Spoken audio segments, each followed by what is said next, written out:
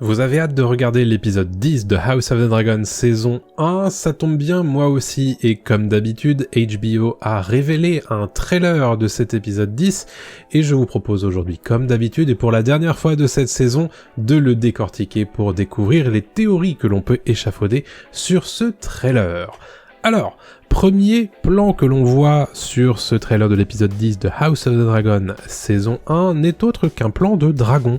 Et il se trouve que c'est un dragon que l'on n'avait pas encore vu, me semble-t-il, puisque c'est un dragon vraisemblablement d'un des deux frères Velaryon, soit Jaehaerys, soit Lucerys, puisque on voit que c'est un petit dragon, puisqu'on voit un homme dessus, ou vraisemblablement un homme, puisqu'on voit du coup la chevelure brune qui appartient probablement à Lucerys ou Jaehaerys, et l'air de rien, la taille de l'homme par rapport au dragon est assez importante, contrairement à ce qu'on a pu voir notamment sur Rhaenys, Syrax ou Caraxès. Donc c'est un jeune dragon, c'est probablement pas Fumée des mers, le dragon de Laenor. Moi, j'imagine du coup que c'est soit Vermax, le dragon de Jaehaerys, et donc ici ce serait Jaehaerys, soit Arax, le dragon de Lucerys, et donc Lucerys présent ici. On note d'ailleurs que il est en train de survoler ce qui ressemble à une étendue de mer, donc vraisemblablement un vol au-dessus des eaux de Père Dragon. Vers où? Ça c'est une question. C'est tout à fait possible que ce soit un vol au-dessus de Père Dragon juste pour s'amuser, une balade, ou alors on peut s'imaginer plus vraisemblablement qu'il va vers un endroit, probablement pour aller choper des alliés à la couronne de sa mère Rhaenyra, comme on l'a vu dans l'épisode 9, Rhaenyra a été destituée par la team verte, et donc peut-être que la team Black a besoin de nouveaux soutiens, et donc d'aller envoyer des dragons, puisque bon, c'est plus intéressant d'envoyer un dragon, puisque ça a plus d'impact, l'air de rien, que juste un corbeau avec une petite lettre, tout simplement. Alors, deuxième plan, on a Rhaenys qui est de retour à Père Dragon et qui vient prévenir Rhaenyra et Daemon que, les manigances des Verts ont été importantes et que Rhaenyra a été destituée tout bonnement. On a du coup la réaction ici très dure de Daemon qui empoigne son épée noirceur, une épée d'acier valyrien qui est donc le pendant de l'épée d'Aegon II, qui est donc feu noir, Blackfire en anglais, et on a la réaction ici de Rhaenyra qui semble ne plus être enceinte, à moins que, et donc évidemment elle est complètement en détresse, ce qui est tout à fait logique. On voit évidemment les larmes perler au niveau de ses yeux.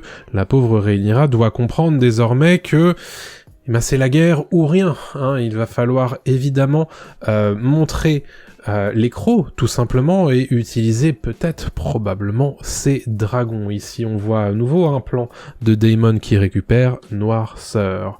Un plan de Père Dragon qu'on le reconnaît évidemment ici. Chose intéressante, il s'agit du coup d'un plan de nuit, et donc assez nuageux, qui ressemblera peut-être à ce que l'on verra plus tard. Encore un plan de Rhaenyra, pas forcément très intéressant à noter. En revanche, ce qu'on note, c'est qu'il y a peut-être une espèce de dissension entre les deux personnages, les deux maris et femmes de Rhaenyra et de Daemon, puisque là, il semble quitter la salle assez un peu en trombe, finalement. Ah, on le retrouve, ici c'est Aemond. Aemond, un œil qui semble enlever du coup son cache-œil et nous montrer ce qu'il y a derrière. Ce sera donc la première fois qu'Aemond retire son cache-œil. Où est-ce qu'il se trouve? Ça, c'est une question que l'on peut se poser. Et à qui est-ce qu'il est en train de montrer son œil?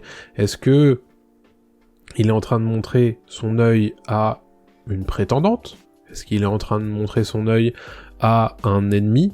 C'est quelque chose, évidemment, qui pose question en tout état de cause. Je suis très curieux de savoir s'ils ont adapté trait pour trait ce qu'il y a à l'intérieur de l'œil d'Aemond, tout simplement, puisque dans le bouquin, c'est précisé ce qu'il y a derrière son cache-œil. Donc je suis curieux, évidemment, de voir ce qu'il y a ici.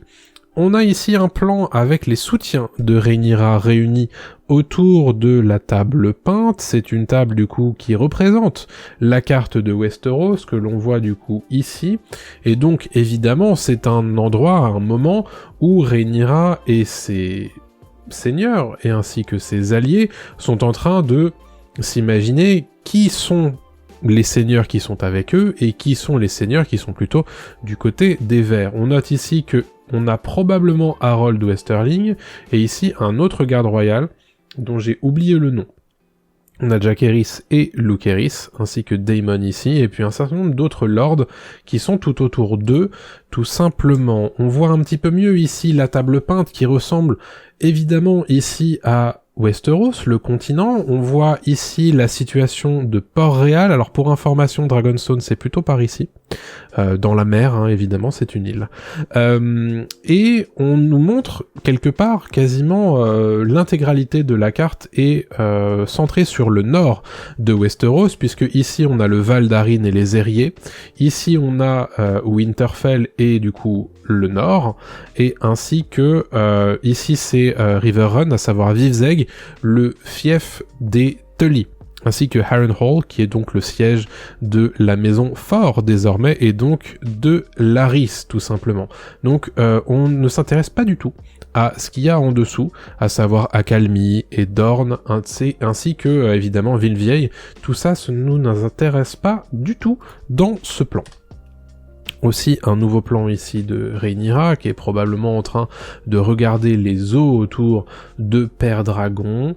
Là, à nouveau, un plan de la table peinte de Père Dragon, et on note ici, qu'est-ce qu'il y a écrit ? Il y a écrit Winterfell, et l'on place un pion, ce qui semble vouloir nous dire, bien évidemment, que Winterfell est un point d'intérêt pour la stratégie de la team noire. Est-ce qu'on va se rendre à Winterfell dans cet épisode 10 ? C'est une question qui peut se poser.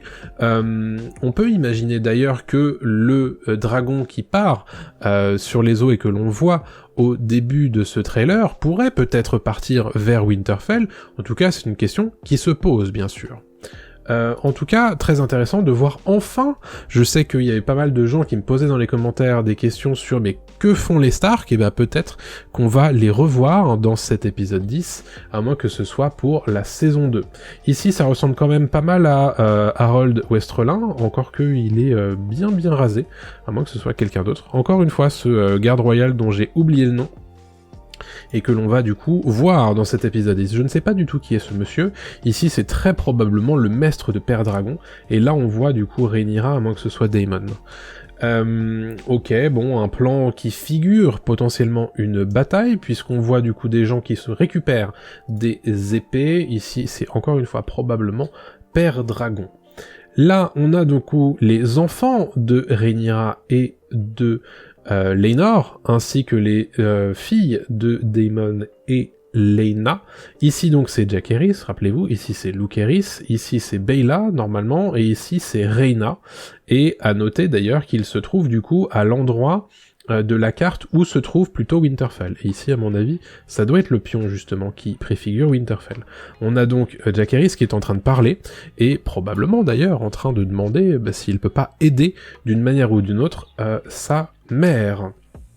Ici, un plan un peu mystérieux, hein, bien sûr, on ne sait pas à qui appartient cette épée et cette main. Peut-être que, voilà, on le découvrira bien sûr dans la suite de la série. Plan extrêmement important et intéressant. Ici, du coup, on a un dragon face à ce qui ressemble à un jeune homme aux cheveux bruns. Qui est-il ? Je le disais, hein, ça ressemble d'ailleurs au dragon qu'on a vu en tout début de trailer, donc pour moi, ce serait Arrax et Lucerys.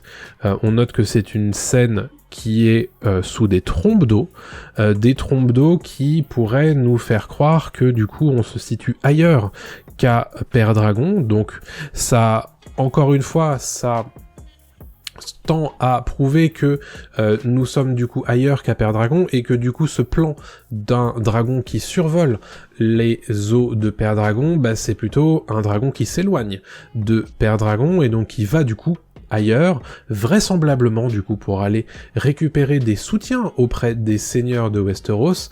Alors, évidemment, qui dit endroit où il pleut beaucoup, où il y a un orage, dit forcément accalmie, puisque c'est le fief de la maison Baratheon, et comme je le disais dans mon décryptage de l'épisode 9, la légence de la maison Baratheon pose question à l'heure actuelle, à ce moment, dans House of the Dragon. Donc on imagine bien évidemment que les Noirs comme les Verts vont essayer d'asseoir leur autorité sur la maison Baratheon, et donc récupérer le soutien d'une grande maison belliqueuse de Westeros. Est-ce que ce sera les Noirs? Est-ce que ce sera les Verts? On le verra bien évidemment dans la suite et dans cet épisode 10. Chose intéressante, on imagine que ces deux plans sont à peu près au même endroit, et que ici, c'est Vhagar, hein, vous la reconnaissez, c'est la Dragon Daemon, qui est absolument gigantesque, puisque ici, on voit qu'elle est plus grande que les remparts de la ville, donc si Vhagar et Arrax sont au même endroit, que va-t-il se passer? Bon, évidemment, dans les commentaires, si l'on a lu les bouquins, on ne spoile pas. Chose intéressante, on voit du coup Sir Eric Cargyle qui vient donner la couronne de Viserys et de Jaehaerys avant lui, vraisemblablement à Rhaenyra. On rappelle que dans l'épisode 9, il partait du coup de Port-Réal en espérant emmener Rhaenys avec lui, mais il avait une grande sacoche à son épaule, et évidemment, cette sacoche probablement contenait la couronne de Viserys qu'il souhaite, du coup, si l'on en croit ce plan, donner tout simplement à Rhaenyra pour faire d'elle la reine des 7 royaumes. Ici, nouveau plan, encore une fois, hein, on retrouve Arrax à mon avis, hein, si l'on en croit ma théorie, Arrax et Lucerys qui chevauchent en pleine tempête. Voilà. Ça pose évidemment plein de questions. Pourquoi partir et s'envoler en pleine tempête si l'on n'en est pas dans un sentiment d'urgence? Ensuite, on revoit encore une fois, ça ressemble vraiment à Lucerys, hein. Je veux pas dire, mais voilà. Et donc un jeune dragon. Un jeune dragon. Ici, on a Rhaenyra, rien de spécial à dire. De nouveau, les enfants Velaryon et... c'est que des enfants Velaryon d'ailleurs. Hein. Baela, Jaehaerys, Lucerys et Rhaena, qui sont réunis du coup dans la salle. Et c'est la même séquence que l'on étudiait tout à l'heure, tout simplement. Ici, un plan à nouveau entre Daemon et Rhaenyra, qui a le visage extrêmement dur. Hein. Est-ce que il va y avoir des dissensions dans leur couple ? Potentiellement sur la conduite à adopter par rapport à la destitution de Rhaenyra et donc à la succession d'Aegon II, c'est une question qu'on peut se poser et je suis vraiment très curieux de savoir s'ils vont changer des choses par rapport au bouquin à ce sujet-là. On y revient, excusez-moi, on y revient ici, plan extrêmement intéressant. Pourquoi ? Puisqu'on est évidemment sur une tête de dragon avec un œil du coup de dragon qui est en train de regarder quelqu'un, et ce quelqu'un, est-ce que ce serait pas Daemon ? C'est une question que je pose. En tout cas, est-ce que c'est un dragon que l'on connaît déjà ? C'est vraisemblablement pas Caraxès. À mon avis, ce n'est pas Meleis. Est-ce que ce serait un autre dragon que l'on n'aurait pas encore vu ? Et du coup, que les lecteurs connaîtraient ? Un dragon qui se trouve sur Mondragon à l'heure actuelle, sur l'île de Père Dragon. Évidemment, je ne spoile pas ici, mais je suis très curieux de savoir si on aura la confirmation de son identité très prochainement. À nouveau, ici, c'est une séquence qui doit se dérouler à peu près au même endroit, puisque juste après, on a Daemon ici, donc là, c'est la main de Daemon, hein, très probablement, et ensuite, on a ça, donc Daemon qui fait face à un dragon, et encore une fois, là, on reconnaît, ce ne sont pas les crocs de Meleis ou de Caraxès, c'est donc un autre dragon. Et peut-être que... Oh là là, mais regardez-moi, ce dragon est absolument formidable. Question du coup, qui est-il ? Je pense que les lecteurs du roman auront reconnu ce dragon, mais encore une fois, l'idée ici, c'est de donner les théories par rapport à ce que l'on peut tirer du trailer, et donc, on ne spoile pas le bouquin, on en parlera évidemment dans une section différence avec le bouquin ou similarité avec le bouquin dans le décryptage qui sera diffusé du coup mardi prochain sur la chaîne. Je fais confiance évidemment aux commentaires, bien sûr. On a ici un très très joli plan avec 3 dragons Alors, on reconnaît ici la Reine Rouge, alias Méléis, et donc Rhaenys qui la chevauche. Ici, je subodore qu'il s'agirait de Syrax, du coup, la dragonne de Rhaenyra, à moins que ce soit une autre, ou un autre. Et ici, du coup, un autre dragon, c'est pas Caraxès, puisqu'on ne reconnaît pas son caractère un petit peu serpentin. Donc à moins que ce soit, du coup, Méléis ici, Vermax là, et Arax ici. Voilà, difficile à savoir, c'est difficile pour moi de les reconnaître à ce moment-là, mais là c'est très clairement ici, c'est Méléis, j'en suis quasiment sûr. À nouveau ce plan sur ce dragon, du coup on a Daemon que l'on reconnaît ici, et le dragon du coup qui crache du feu en hauteur, donc peut-être que il n'apprécie pas tout à fait Daemon. Je suis curieux d'ailleurs de savoir ce qu'essaie de faire Daemon à cet endroit-là. Est-ce qu'il veut dompter un nouveau dragon? Je savais même pas que c'était possible, honnêtement.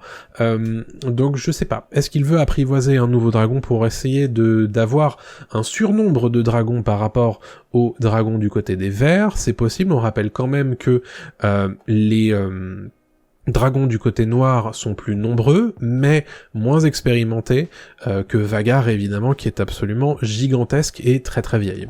Donc voilà, je crois qu'on a bientôt terminé sur les plans du trailer, mais ici un plan très intéressant. Pourquoi?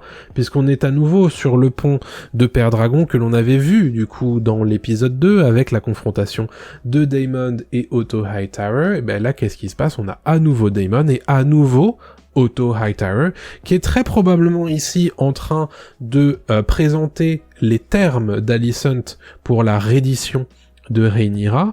On avait vu du coup dans l'épisode 9 qu'Alicent voulait absolument faire les choses correctement par rapport à Rhaenyra et essayer du coup d'éviter d'avoir à la tuer. C'est très probablement du coup le sens de la visite à Père Dragon d'Otto Hightower, qui est du coup évidemment extrêmement sous tension, hein. Ici on reconnaît le Maestre Orwyle, un garde royal, très probablement du coup Sir Arik Cargyle, il faut pas que je me trompe ici, et ici du coup deux autres gardes royaux, probablement ici Sir Eric Cargyle qui est du côté de Rhaenyra.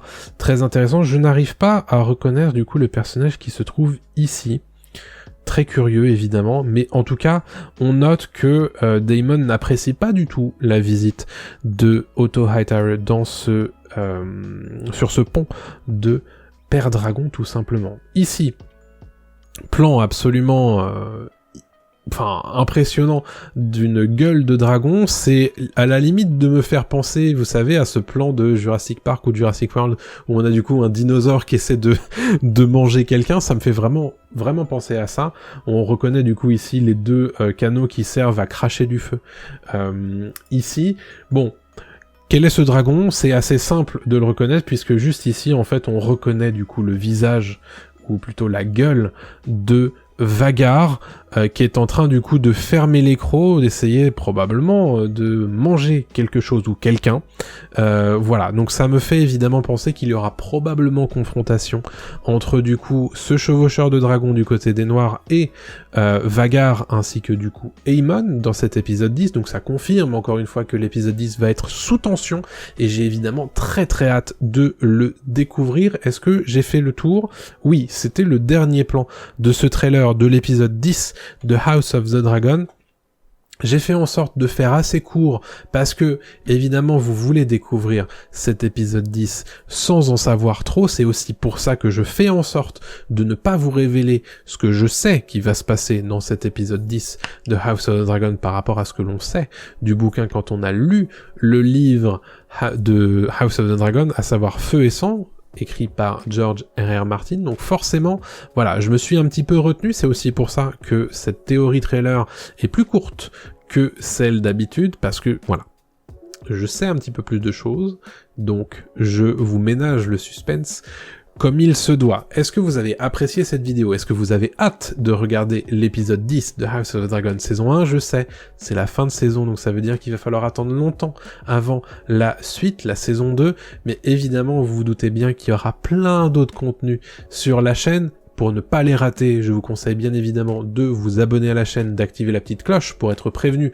quand je publie une nouvelle vidéo. Surtout pour aider cette vidéo, si vous l'avez appréciée, n'oubliez pas le commentaire et le pouce en l'air, ça l'aide dans l'algorithme de YouTube. Si vous souhaitez m'aider financièrement, vous pouvez évidemment le faire sur ma page Utip créée à cet effet. Et puis évidemment, c'est très apprécié puisque les seuls sponsors de mes vidéos à l'heure actuelle, ce sont mes tipeurs. Un grand merci à eux. Si vous voulez m'écouter dans un podcast, vous pouvez également le faire sur vos applications de podcast préférées. Les liens sont dans la description. Le podcast s'appelle Pop Tier et l'on revient avec un ami sur les œuvres de pop culture du moment. Voilà, quant à moi, il ne me reste plus qu'à vous souhaiter une bonne fin de journée, une bonne journée suivant le moment où vous écoutez cette vidéo, puis portez-vous bien surtout, on se retrouve très bientôt. Salut à tous.